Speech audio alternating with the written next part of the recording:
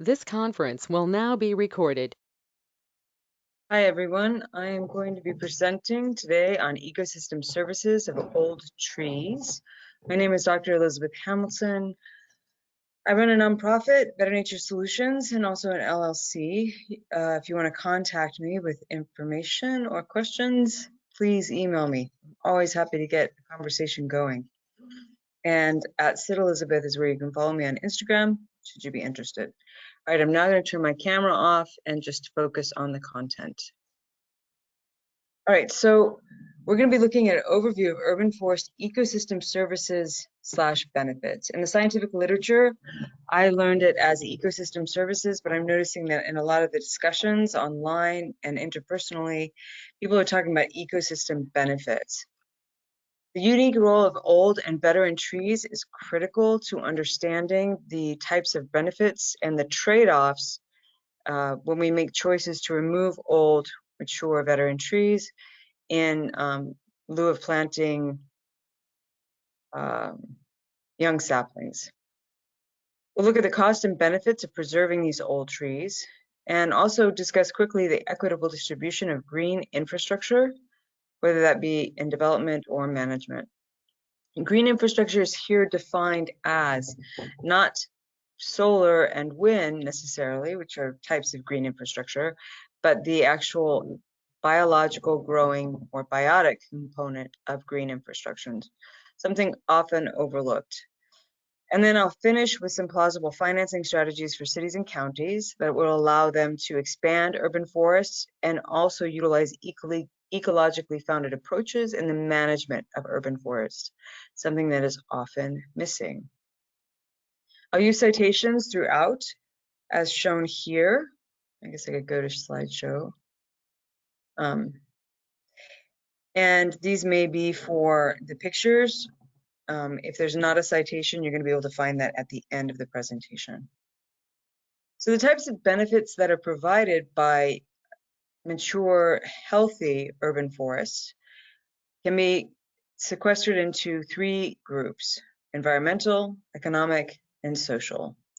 And these are just a few of the lists. I'm pretty sure it's not exhaustive, and I would love to hear your ideas about other components that could fit into these different boxes, or even if there's an additional box that I haven't considered here. All right, so environmental trees produce oxygen. So by the mere act of photosynthesis, they are releasing oxygen molecules into the air as they absorb carbon dioxide, thus sequestering it from the atmosphere. We are aerobic organisms. I suspect that the majority of living organisms on the planet are aerobic. They're certainly anaerobic, but I don't think they represent the kind of abundance and diversity we see in aerobic organisms on this planet. The sequestration of carbon, whether it be methane emissions or carbon dioxide emissions, is something that can happen if we consider both the soils as well as the plant life that exists in an urban forest habitat. Plants, trees especially, are essentially big filters in the air. They can clean air of pollutants, especially particulate matter, making it easier for us to breathe and certainly improving the quality of life for those with COPD or asthma or other lung diseases, which is something germane to the world we live in right now, right? Their root systems can reduce stormwater runoff, so they can reduce flooding and soil erosion as a result of stormwater runoff, and also clean that stormwater. So their roots and then their microbial partners in the soil can actually uptake things like arsenic, nickel, lead, and other toxins that would, or heavy metals, that would otherwise move into stormwater and increase the cost of cleaning up that stormwater, or potentially expose us through groundwater supplies and other freshwater and river systems, exposing those to these toxins. They create habitats for humans. And in creating a habitat for humans, such as providing shade or an aesthetic component to the city, they have impacts on businesses and also in our personal lives on the types of wildlife that we get to see in our gardens and our yards. Economically, they reduce the demands on infrastructure by reducing the amount of water moving into a sewer system or improving the quality of that water moving into the sewer system, there's an economic benefit to the cities or counties that are dealing with cleaning up that sewer water. And also reducing the quantity of water moving through city systems, there reduced flooding. So there's obvious cost benefits for that, not only at the city county level or the municipality level, but also for the taxpayer. They boost economic activity in commercial areas. So streets that are lined with mature trees, healthy mature trees, are shown to have more economic spending. People tend to hang out in those streets longer. They're more aesthetically pleasing. They might be cooler in the summer. And so the shops that are in those areas that are heavily tree lined are going to actually experience more dollars spent. And they reduce the building costs related to heating and cooling by sort of mediating temperature fluctuations. In the summer, especially for deciduous forests, or even really for any area, having a high canopy, a high mature, healthy canopy can reduce the cost of cooling by up to 40%. And we all know if we own property, we're lucky enough to own property, that they're going to increase our property values. And those property value increases can be up to 20%. People like to buy homes with mature trees and lovely gardens. Socially, they create green spaces for recreation and aesthetics. Urban forests are critical to having spaces that we'd like to run in, cycle in, meet people in, picnic in. And that is also having an economic impact because businesses tend to want to move their employees to areas or cities that have a lot of green spaces, because those are places that are going to provide for the employees places to cycle, meet people, see plays in the park, and all these other kinds of things that are certainly more accessible than other forms of social engagement during the time of COVID. As I mentioned before, they improve public health by improving air quality, also the heart and the mind, so emotional responses. Children tend to learn better in areas that are better vegetated. And certainly we like to hang out, not in a parking lot for a picnic, but we like to hang out in a park for a picnic. So these kinds of improvements to public health have financial consequences in terms of our personal pockets, but also in terms of public health expenditures. These are difficult to measure, but they are measurable and they have been measured. Traffic calming is another opportunity that comes from a well-planned, well-planted urban forest, and also increasing pedestrian and cyclist safety by providing barriers. In some cities, trees or shrubs can be used as a barrier, distinguishing where the cyclists ride for transportation to and from work from where the other types of transportation, motor vehicles, are used. They muffle noise. So I live in a neighborhood that's an older neighborhood with a lot of old trees, and I'm not too far from I-40 freeway, but I don't hear that noise. I can hear a little bit in the winter, but in the spring and summer months when the trees are fully leafed out and the understory is growing, those noises are not at least cognizantly apparent to me. And there's evidence to show that planted neighborhoods, urban forests, in neighborhoods that have more lush urban forests have lower crime rates. So this is interesting because at one point in time, the paradigm was to actually remove trees and shrubs and things like this because they thought that it would increase crime rates by giving thieves or anybody engaged in something criminal places for them to hide. And that proves to be, or has proven to be, just an old tale. So how are these ecosystem services provided by urban trees?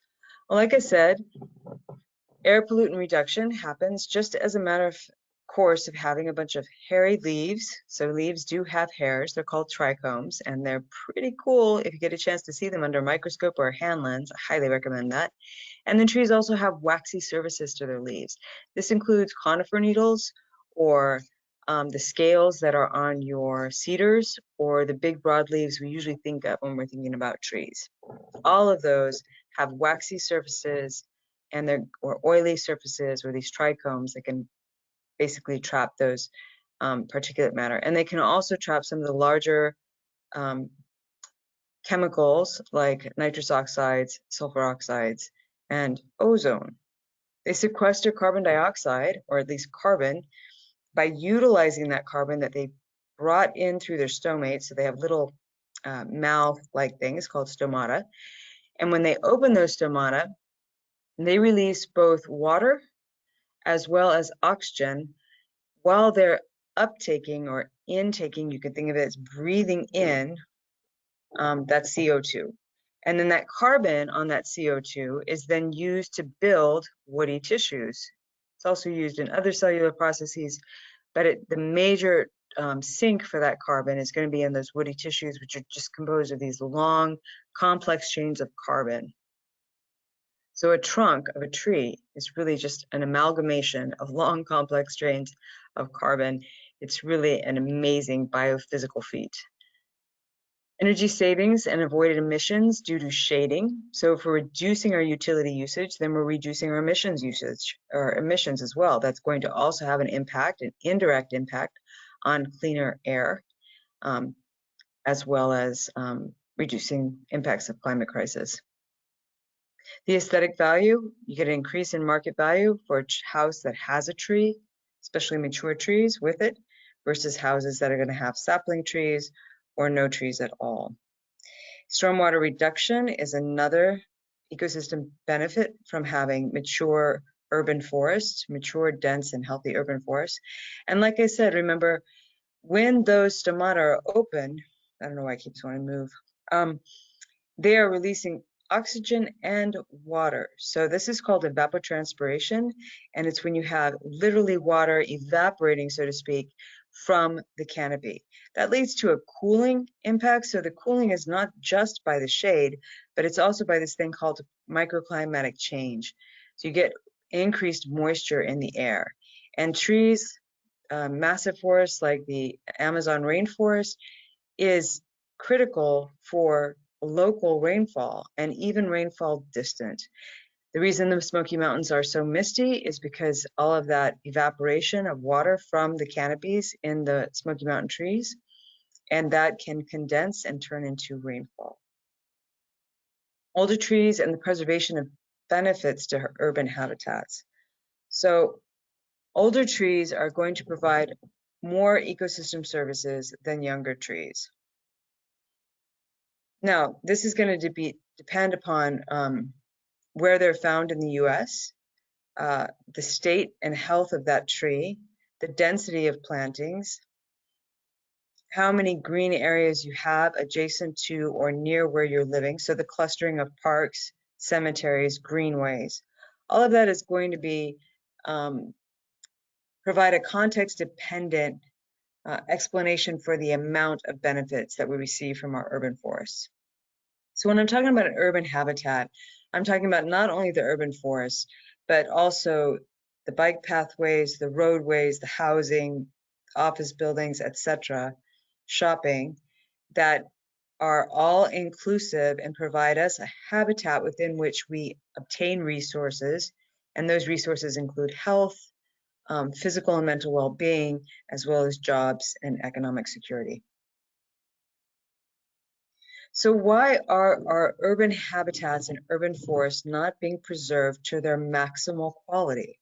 For example, many public parks are dominated by turf and often have a lot of cultivated plants from outside of the flora in which they're endemic. So for example, what I mean by that is, here you might see public parks where they're primarily grass, and then there's a few maybe native oak trees, native to Appalachian flora. And then you might find the majority plants are actually imported in from Asia, Japan, Pakistan, these other parts of the world where they're beautiful plants, but they may not thrive, and so they may require a lot more upkeep, which might mean more pesticide applications, and fertilization, which is going to have negative consequences to the ecosystem benefits that would be served, provided you're working with plants that don't require so much pesticide application or fertilization. And typically your indigenous flora, the flora that is native to the area that you're living in, is not going to require as much fertilization, if any, or is going to have more pest resistance to the local pests than the introduced flora. So some reasons that have been presented as to why we don't have this preservation in terms of management, healthy management and planning of urban forests, is one is zoning. So in order to maximize profits and meet minimum zoning regulations, oftentimes planners and developers will pick from what appears to be the simplest or what's been done before, and instead of thinking outside the box and doing what was done, say, 100 years ago or 80 years ago, which is using the native flora, there's a preference or an emphasis on clear cutting and removing trees. Okay, so that's less expensive than trying to work around old trees and save them. And also the utilization of maybe 50 different plant species that are utilized in every HOA or every neighborhood that's being developed. So there's a real norm. And because they can get those plants in mass amounts, it reduces the price of those plants. I think nature isn't glamorous like technology, and so it's considered like a frivolous or a luxury item on a line item budget for a city or a county. When in reality, we are nature, and without nature, our quality of life is reduced. So it's really not, it's not this thing that is just superficial and we can add it into the budget when we have a surplus. It's something that we need to include in budgets in order to retain our economic health and overall well-being. So what do you think? What are your experience with preservation drivers and sinkers in your own city? If you're interested in urban forest preservation, urban forest expansion, urban forest management that's ecologically sound and therefore healthier for the people who live in that area, what in your experience have been the drivers and sinkers that either lead to best case scenarios and best practices or the least? Would love to hear what your experiences are, especially if people are listening from all over the country. So old trees and the preservation of benefits to urban habitat is presented here in comparison to young and healthy trees, young and unhealthy trees, and mature and unhealthy trees. So I, as an arborist, am constantly looking for the problem with trees. I'm looking for the trees that have been poorly pruned. I'm looking for the trees that show disease or pest pressure and thus are struggling, or they've got a lot of drought exposure, they're planted in the wrong place and their roots have been compacted. So I see, sadly, and may have a bias to see, a lot of unhealthy trees, be it young or mature, in cityscapes.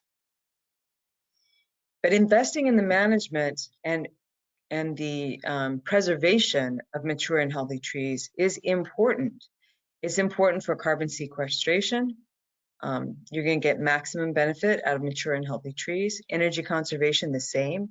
If you think about the beautiful but small dogwood that you've just planted, it is not going to provide a lot of ecosystem services. Now, it will eventually, but even that tree, even with its pollination and nesting sites and organic matter provisioning, is still going to be less in terms of ecosystem services provided compared to a 80-year-old or 100-year-old or older oak tree.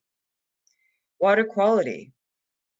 The larger the surface, the larger the biomass of the roots of a tree, that is proportional to the size of the tree, or should be, and therefore the better that tree's root system is going to be at improving water quality, not just through the roots themselves, but also through the microbes that are associated with those roots. Sadly, we often have sterile soils in our urban landscapes, which is another thing we definitely need to address and consider as critical in our line item budgets. And as I do this presentation, someone is getting ready to cut up a tree that we just took down. So hopefully that won't be too distracting. It's the era of Zoom, so maybe it's not, right? Water quantity, the amount that's moving through a city system. So we have clay soils where I live. We've had a deluge of water and in the form of snow and then rain. And so there was a lot of flooding and ice on the roads. The more trees you have planted, the less soil erosion you're going to get and the less city street flooding. So another monetary savings. And that again is going to happen from healthy, mature, large trees. Air quality, obviously, if you have a big filter in the sky versus a small filter in the sky, you're going to get different air quality benefits based on the size of that canopy. Human benefits tend to be maximized also around mature and healthy trees. That includes not only health benefits, like we've talked about here with water and air quality, but also economic benefits through improved health. And then property storm protection. So larger mature trees, healthy, provided they're healthy, right, tend to be better at reducing wind, so they can actually act as a wind barrier or breaker and reduce some of the damage that comes from wind, which is something we often don't think about. A lot of times people, when they're worried about big storms or increased intensity of storms, they're thinking about those big old trees falling on their house or over the street and such. Some of that is certainly going to happen, but that's probably because those trees are either not planted well, so they don't have a really strong rooting system, or they're sick. So if we look at the actual monetary value, there has been some research on this. There's not a lot of research that I could find. Sadly, it would be nice to see more. But in terms of preserving old trees, the benefits are listed here. So in terms of storing carbon, an older tree can store about 20 kilograms of carbon per year, okay? So if you have a city that's got 400,000 or 500,000 old trees in it, that's quite a lot of carbon storage, and certainly encouragement for planting more. The cost savings, if we were to value carbon in this country as other countries do, let's say it was at 14 kilograms, then that would be a value of $280 per tree per year. There are other ways to value trees for carbon services. These mature, healthy trees, but I'm not sure I'll have a chance to get into that. So basically that translates into, if you had 100,000 trees, which is far lower than most cities have, then you've got this 20,000 in savings for the tree and carbon sequestration. In terms of reduction in natural gas and electric usage, it's a reduction of an average of 48% for mature healthy trees, with a dollar value of, say, $4.70. Of course, that's going to depend on where you live and the cost of gas and electric in that location. But the average cost benefit is $2 per square foot, right? So think about the size of your home and how much you might be saving per year. Air pollution emissions can be reduced by almost 10%, 9%, with a value of around $6 per tree per season. So that's going to be $24 a year. And then rainfall interception is at about 1.5 meters cubed, with a value of, say, $20 per tree. Now translate that to 500,000 trees. The average cost to consumers in terms of money that they would save is around $2,240 per year in 2021 numbers. Other benefits, miscellaneous benefits, are valued at $20 per tree per year, and 93% of German people live within 0.3 miles of a green space, and this is intentional. It's actually written into zoning regulation. And the reason for that is the recognition of the value that is added to the mental health and well-being, the quality of life for Germans. So they want to have this proximity to green spaces, and they want those green spaces to be managed in an ecological way to reduce pesticides, fertilizers, and herbicides, so that the air quality benefit that they're receiving and the water quality benefit they're receiving is sustained.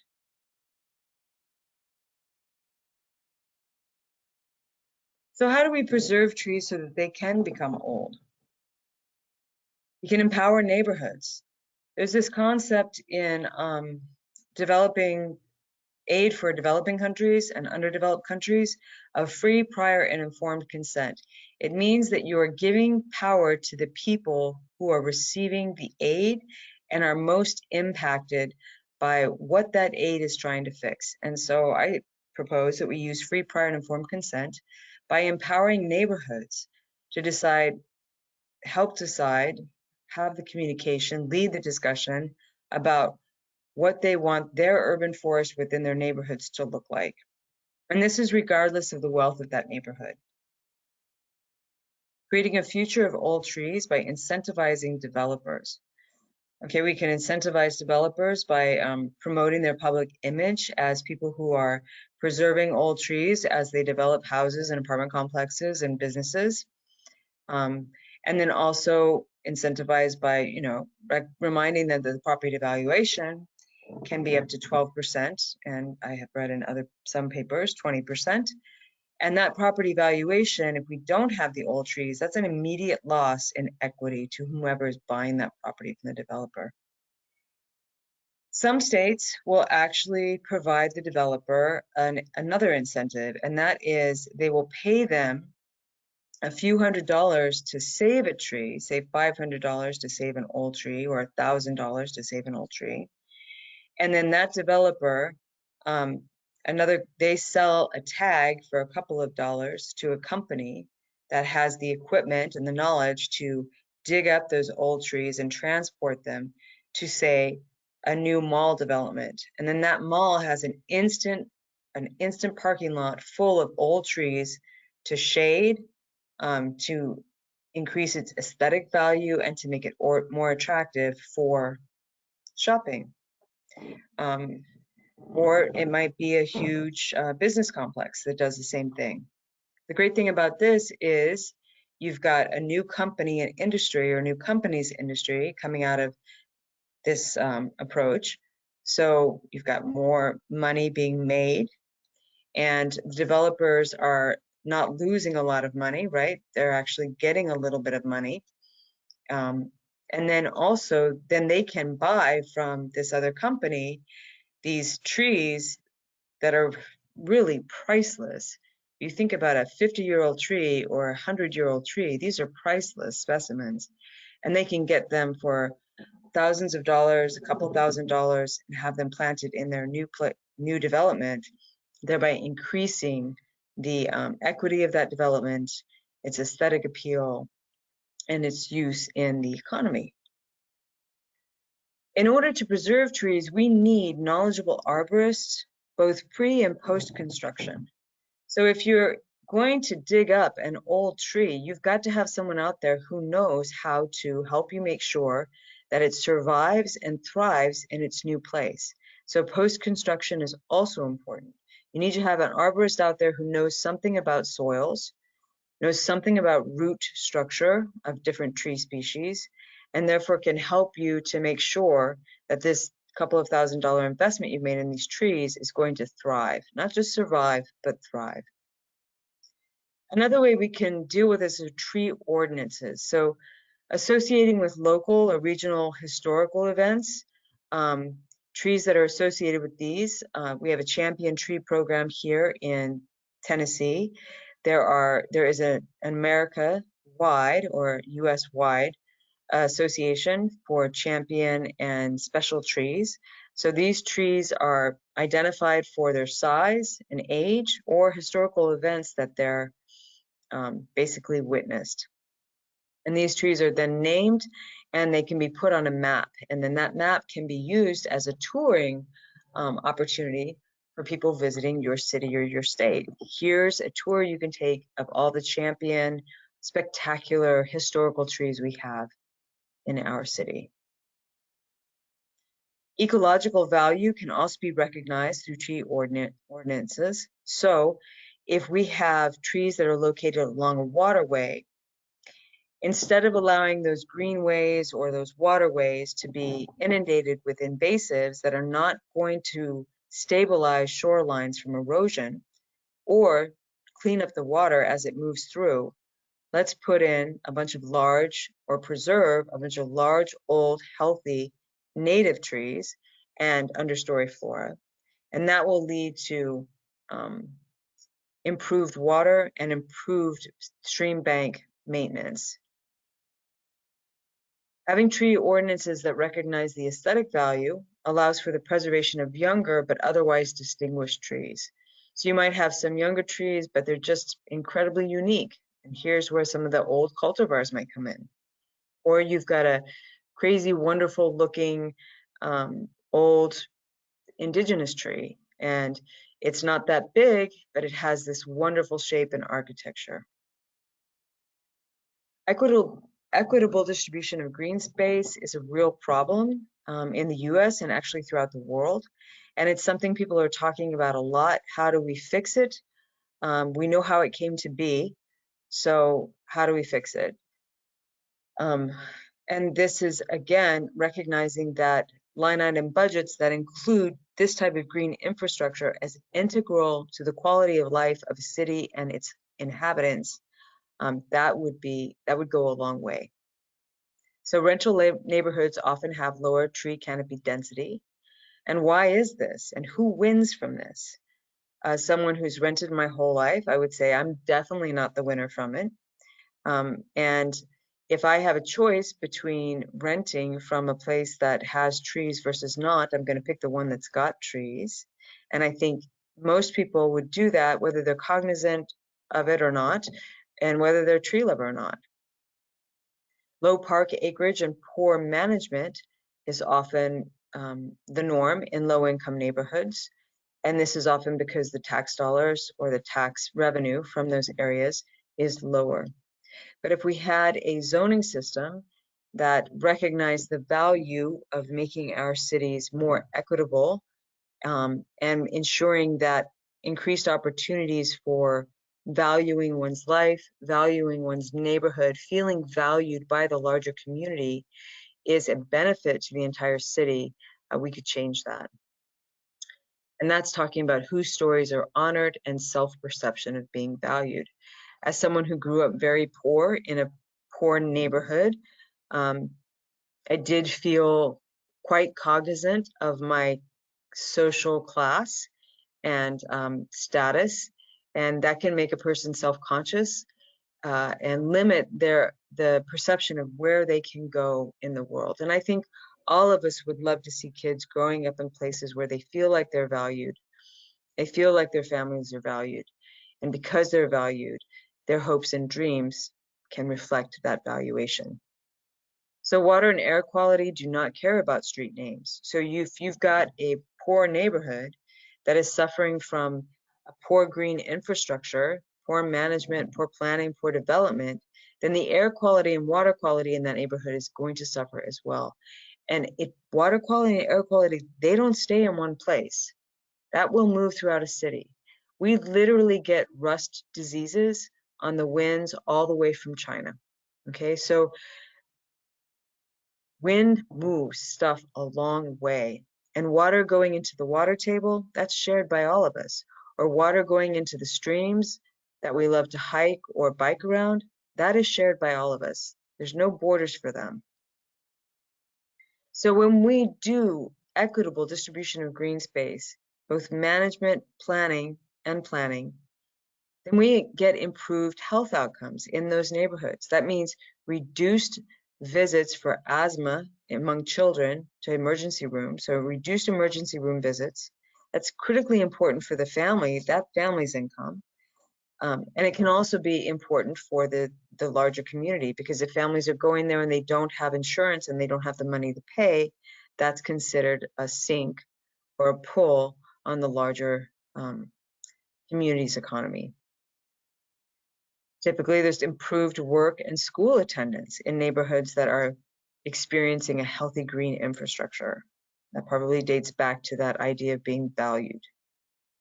And also possibly improvements in social cohesion because a rising tide lifts all boats. So how might we build equity? If we look at some of the underlying causes, that might give us some ideas about how to build it.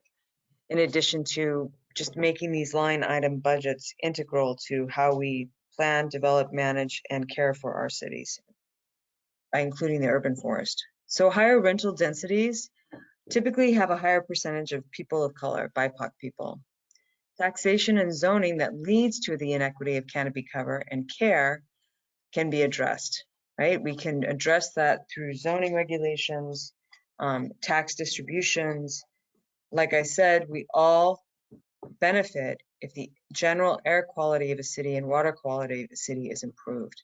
And the only way we're going to get that improvement is if these red areas here, which are low green infrastructure and poor, have the same kind of green, rich, robust infrastructure as the surrounding wealthy areas, right? Because again, air and water don't know these boundaries. Devaluation based on social status is kind of a human challenge, a universal human challenge. A lot of us are very interested in evolving, becoming better people, whether we do that through religion, whether we do it through meditation, whether we do it through education, art. There are many ways, exercise even, that we find to try to elevate our status as individuals in our own eyes. If we could share that kind of desire for improvement with our neighbors, and after all, living in a city, we are all neighbors. We are sharing the same space. Then that might help us to deal, step by step, little by little, maybe in a terrific wave. That would be wonderful, with this devaluation that's based on social status, because it is a social construct, much like race. It is not a reality of genetics or this bootstrap ideology that is really a pipe dream. There's also the devaluing of BIPOC culture and history. So addressing that in our urban green space development by celebrating the history and culture of people who have been oftentimes forgotten. I see that happening in the city that I live in with increased artwork and historical markers that are celebrating Black communities. I'd like to see, of course, a lot more celebrating the indigenous communities that once lived here, besides the names of streets and mountains and lakes. So some financing strategies that cities and municipalities can use. So there's one called the Street Tree Parcel Contribution Fund. These are fees that are based on the linear feet or blocks, not property values, that are assessed to developers. And tree density goals can guide these. And I don't know why it's doing this. I'm not sure how to fix it, so I'm just going to keep going back. General obligation funds. These are funds for construction improvement that can provide capital costs allays for developing green infrastructure, and are also bonds that are approved by the constituents and then provided to developers. NGOs, nonprofits, crowdfunding, and educational institutions are also means by which we can improve our city greening and the health of our urban forests. State and municipal funding is available through stormwater and utility fees that could be allocated specifically to the preservation of healthy urban forests. That would, again, benefit those utilities by reducing costs. And then there's a lot of federal funding that's available. EPA has multiple funds, the Urban Waters Restoration Grants, Environmental Justice Small Grants, the Department of Interior, HUD Housing also has grants, and NOAA has restoration programs along coastal areas. And then California has implemented something that some people might think is severe for this particular tree lover. I don't, but we're gonna have differing opinions, and that's okay. This 180-year-old oak was killed by the property owners, and they were fined $600,000 for doing so without a permit. And that's because this tree is not only enormous and providing a tremendous amount of ecosystem services, but it also increased the value of that property and is undoubtedly a historical element in the community. All right, so some citations are available here. And with that, I want to thank you for your time, your interest, and any input that you might be willing to share. I welcome a discussion about this. This was short, and I certainly welcome input and communication from those who have a lot more knowledge about this topic.